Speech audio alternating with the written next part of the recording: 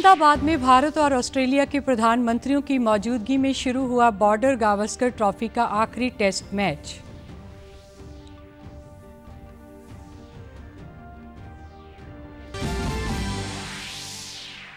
मशहूर कलाकार और निर्देशक सतीश कौशिक का आज हुआ निधन। प्रधानमंत्री नरेंद्र मोदी और मुख्यमंत्री मनोहर लाल ने जताया दुख।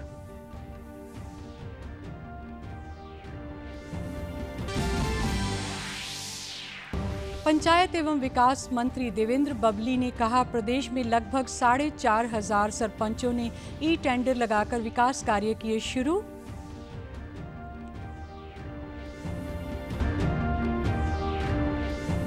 और हिसार स्थित चौधरी चरण सिंह हरियाणा कृषि विश्वविद्यालय और कृषि विभाग द्वारा कल से 12 मार्च तक करवाया जाएगा हरियाणा कृषि विकास मेला।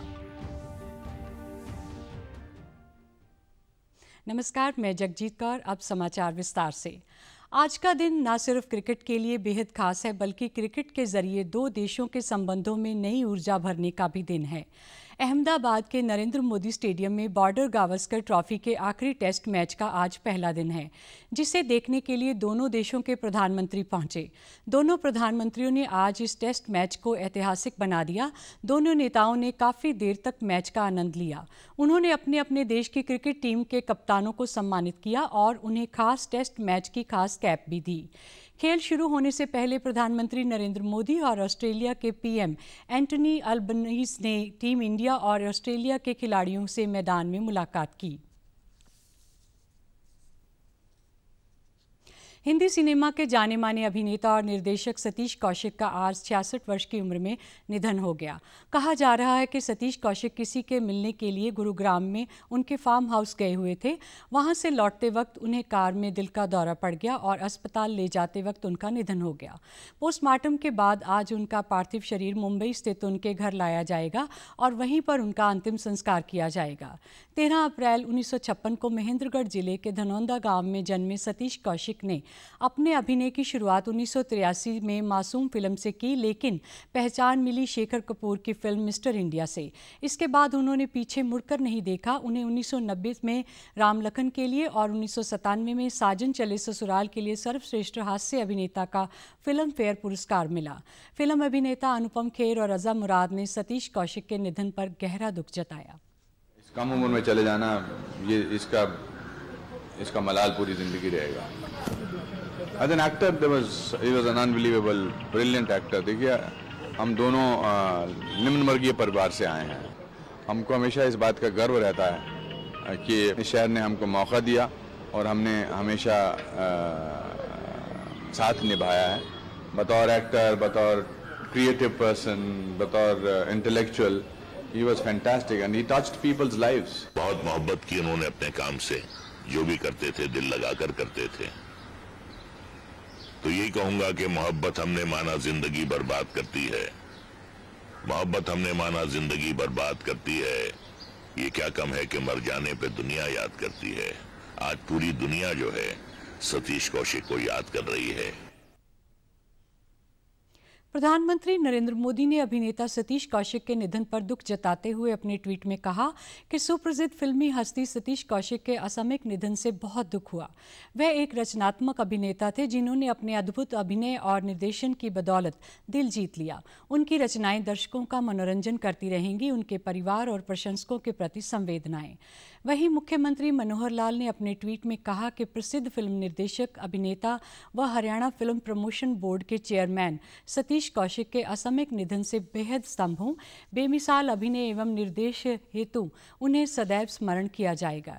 ईश्वर से दिवंगत आत्मा को अपने श्री चरणों में ध्यान देने की प्रार्थना करता हूँ। प्रदेश के पंचायत एवं विकास मंत्री देवेंद्र बबली ने कहा कि 4,500 सरपंचों ने ई टेंडर लगाकर काम करना शुरू कर दिया है। उन्होंने कहा कि गांव की जनता ने सरपंचों को विकास के लिए चुना है, इसलिए सभी ग्राम पंचायतें ई टेंडर प्रक्रिया को अपनाकर विकास कार्यों को आगे बढ़ाएं। देवेंद्र बबली ने कहा कि ये लड़ाई सत्ता परिवर्तन की नहीं बल्कि व्यवस्था परिवर्तन की है।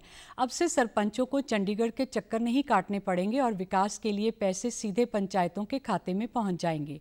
साथ ही उन्होंने गांव के विकास कार्य रुकने नहीं दिए जाएंगे बोला।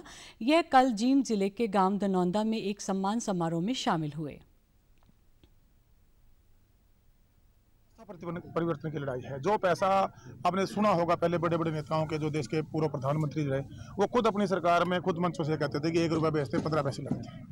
हमें इंश्योर कर रहे हैं आज गठबंधन में जो हम सरकार चला रहे हैं माननीय मुख्यमंत्री मनोहर लाल जी के मार्गदर्शन में, दुष्यंत जी के साथ और हम साथ मिलकर सभी, चाहे बतौर मंत्री आज मेरे पास जिम्मेवारी है, मैंने इंश्योर किया है कि अब सरपंचों को चंडीगढ़ के चक्कर नहीं लगाने पड़ेंगे। सारा पैसा हमने नीचे इनके अकाउंट में भेजने का काम किया, आप उसको डेवलपमेंट के लिए लगाएं। हाँ, ये जरूर रहेगा कि वो पैसा डेवलपमेंट के लिए ही लगेगा।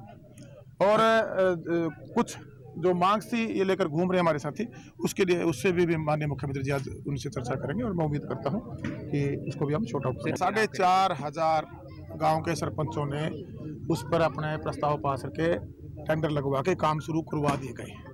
कुछ एक हमारे भाई हैं, उनसे भी अनुरोध करूंगा कि अपने गांव का विकास करें। गांव की जनता ने आपको विकास के लिए चुना है, गांव का विनाश करने के लिए चुना। हिसार स्थित चौधरी चरण सिंह हरियाणा कृषि विश्वविद्यालय द्वारा कल से 12 मार्च तक हरियाणा कृषि विकास मेला का आयोजन किया जाएगा। कुलपति प्रोफेसर BR काम्बोज ने बताया कि इस बार मेले का आयोजन कृषि एवं किसान कल्याण विभाग के साथ मिलकर किया जाएगा और इस मेले का विषय प्राकृतिक खेती होगा। मेले में आने वाले किसानों को लकी ड्रॉ द्वारा 30 लाख रुपए के कृषि यंत्र वितरित किए जाएंगे। उन्होंने कहा कि प्राकृतिक खेती आज समय की मांग है। पर्यावरण सुरक्षा और मानव स्वास्थ्य के लिए ये बेहतर कृषि पद्धति है। इससे भूमि की गुणवत्ता में सुधार होता है और किसानों की आमदनी भी बढ़ती है। उन्होंने बताया कि मेले में आगंतुक किसानों को विश्वविद्यालय के वैज्ञानिकों द्वारा प्राकृतिक खेती के बारे में सभी जानकारियां दी जाएंगी। किसानों को विभिन्न कृषि कार्यों के लिए उपयुक्त मशीनों, यंत्रों एवं उनकी कार्यप्रणाली के बारे में जानने का भी अवसर मिलेगा। कृषि विश्वविद्यालय का जो गेट नंबर 3 है उस पर ही लगाया जा रहा है और इस बार मेले की अवधि को भी 3 दिन रखा गया है ताकि ज़्यादा से ज़्यादा किसान भाई इस मेले का फ़ायदा उठा सके। और क्योंकि कार्यक्रम करते ही हैं, हम यहाँ पे फार्म भ्रमण के साथ साथ बीज वितरण का कार्यक्रम, मिट्टी पानी की निःशुल्क जांच, कृषि प्रदर्शनी, कृषि मशीनरी प्रदर्शनी के साथ साथ प्रतिदिन जो भी किसान भाई यहाँ पे आएंगे, ड्राफ्ट लोट के द्वारा हरियाणा सरकार के द्वारा किसानों को सम्मानित भी किया जाएगा, इनाम भी दिए जाएंगे और ये कार्यक्रम 3 दिन रहेगा। तो इस बार ये जो मेला है बहुत ही भव्य होने वाला है। वहीं किसानों में मेले को लेकर जबरदस्त उत्साह है। किसानों ने कहा कि मेले में उन्हें आधुनिक तरीके से खेती करने के बारे में जानकारी मिलेगी।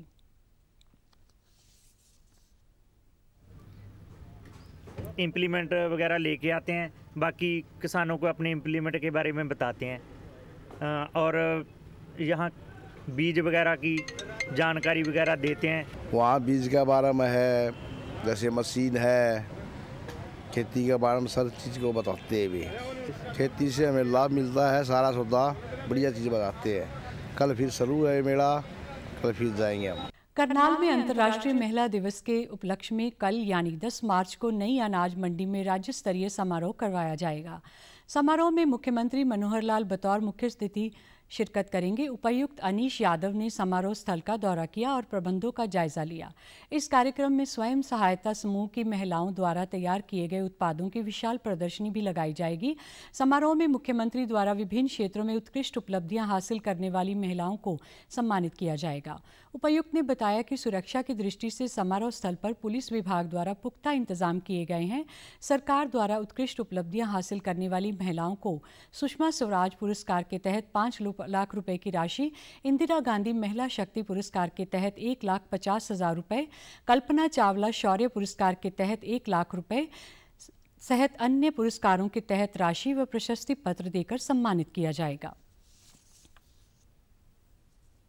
जिले में स्टेट लेवल फंक्शन आयोजित करा जा रहा है, जिसमें माननीय मुख्यमंत्री जी स्वयं मुख्य अतिथि रहेंगे। इस प्रोग्राम में काफ़ी जो महिलाएं हैं जिन्होंने अपनी फील्ड में एक्सेल करा है, उनको यहाँ पे सम्मानित करा जाएगा। उनको डिफरेंट अवार्ड्स हैं, वो भी माननीय मुख्यमंत्री द्वारा दिए जाएंगे। के लिए हम जो टोटल गैदरिंग जो एक्सपेक्ट कर रहे हैं वो अराउंड 10,000 की गैदरिंग है, जिसमें मुख्य तौर से हमारी जो सेल्फ हेल्प ग्रुप की जो महिलाएँ हैं वो यहाँ पे उपस्थित रहेंगी। इसके अलावा जो WCD डिपार्टमेंट है उनके साथ में जो जुड़ी हुई महिलाएँ हैं वो भी यहाँ पे उपस्थित रहेंगी और हमारी जो SHG महिलाएँ हैं उनके द्वारा यहाँ पे एग्जीबिशन भी रखी जाएगी। जो ये डिफरेंट प्रोडक्ट्स हैं जो अमूमन तौर पे वो बनाए जाते हैं, उसका भी अवलोकन करेंगे। थोक बाजारों में प्याज की कीमतों में गिरावट आने के बाद आज नासिक ने गुजरात में आज से 3 मंडियों के जरिए खरीफ प्याज की खरीद शुरू की। केंद्र सरकार ने राज्य में प्याज की गिरती कीमतों से किसानों को तत्काल राहत देने के लिए बाजार हस्तक्षेप की यह योजना बनाई है। भावनगर, गोंडल और पोरबंदर मंडियों से अनाज की खरीद शुरू हुई है। प्याज के लिए किसानों को भुगतान ऑनलाइन किया जा रहा है। साथ ही किसानों से बेहतर दर का लाभ उठाने के लिए इन खरीफ केंद्रों पर अच्छी गुणवत्ता और सूखे स्टॉक लाने का अनुरोध किया गया है। सरकार ने कहा है कि आवश्यकता अनुसार समय समय पर और भी केंद्र खोले जाएंगे। सरकार ने कहा है कि धन शोधन अधिनियम 2002 क्रिप्टो मुद्रा या वर्चुअल संपत्ति के व्यापार पर लागू होगा। वित्त मंत्रालय ने अधिसूचना में बताया कि वर्चुअल डिजिटल संपत्तियों व फिएट करेंसीज यानी आभासीय मुद्रा और एक या अधिक किस्म की वर्चुअल डिजिटल संपत्तियों के बदलाव और वर्चुअल डिजिटल संपत्तियां धन शोधन कानून के दायरे में आएंगी। इसके अलावा वर्चुअल डिजिटल संपत्तियों को सुरक्षित रखने और वर्चुअल डिजिटल संपत्तियों की बिक्री और पेशकश से संबंधित वित्तीय सेवाओं में भाग लेना भी धन शोधन कानून के अंतर्गत आएगा। हरियाणा की मेज़बानी में होने वाले 26वें अखिल भारतीय वन खेल कूद प्रतियोगिताओं की तैयारियां पूरी हो चुकी हैं। कल से पंचकुला में फिक्सचर मैचों की शुरुआत होगी। 11 मार्च को केंद्रीय पर्यावरण, वन और जलवायु परिवर्तन मंत्री श्री भूपेंद्र यादव विधिवत रूप से इन खेलों की शुरुआत करेंगे। प्रतियोगिताओं का मुख्य केंद्र ताऊ देवी लाल स्टेडियम होगा। इस स्टेडियम में सभी प्रकार की दौड़ें, पैदल चाल, बागा दौड़, चक्का फेंक, भाला फेंक, हैमर, लंबी कूद, ऊंची कूद, क्रिकेट, हॉकी, बास्केटबॉल, कबड्डी एवं वॉलीबॉल, इंडोर गेम्स जैसे कि बैडमिंटन, कैरम, टेबल टेनिस और चेस इत्यादि की प्रतियोगिताएं आयोजित होंगी। समाचारों में आज इतना ही। नमस्कार।